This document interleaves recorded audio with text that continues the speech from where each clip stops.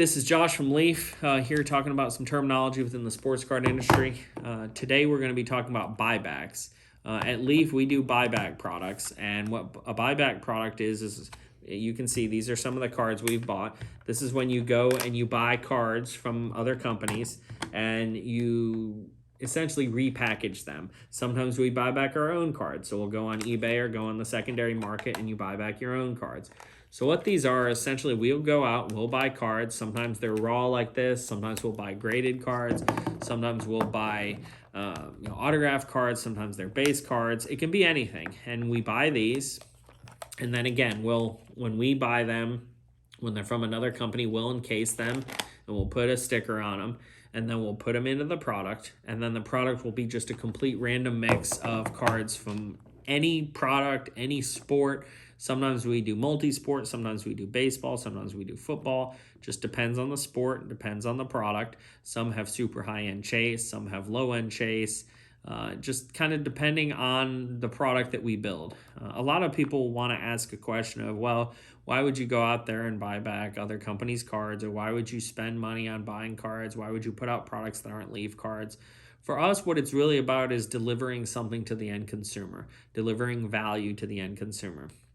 And look, we understand that every card that a collector wants to buy isn't necessarily going to be a Leaf card. What we want to do is we want to give the collector a fun opening experience that's enjoyable, whether it's from, our products that we manufacture from beginning to start, or it's a product that's a buyback. Leaf started making buybacks way back in the beginning. We were one of the first companies to do buyback products, and it was really kind of revolutionary when we started doing it. Now, obviously, there's a lot of companies out there doing buybacks, and there's definitely a demand for it. A lot of the group breakers like it. It's a fun product for people to open because you just really never know what you're going to get. What we really try and do is we try and go out there and secure the best deals and buy items at good pricing because we can buy in quantity and we have relationships with dealers. So we'll go out, we'll buy these cards back. We try and buy compelling cards, whether they're rookie cards, whether they're autographed patch cards. We try and find deals for players that we feel like are undervalued. One guy right now that we buy a ton of is Oscar Robertson. We feel like he's very undervalued. So we'll go out and buy Oscar Robertson cards, and then we'll put them into a buyback at some point.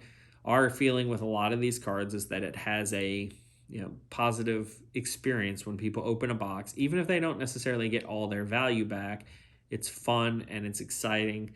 And again, you never know what you're going to get. And certainly there's some chase where you can get a huge buyback card because, again, it's really endless in terms of the possibilities. But again, a buyback product is simply a product where we go out, we buy back product cards from other products, we reinsert them into a product, we collate it and reinsert them in and deliver value on a buyback level.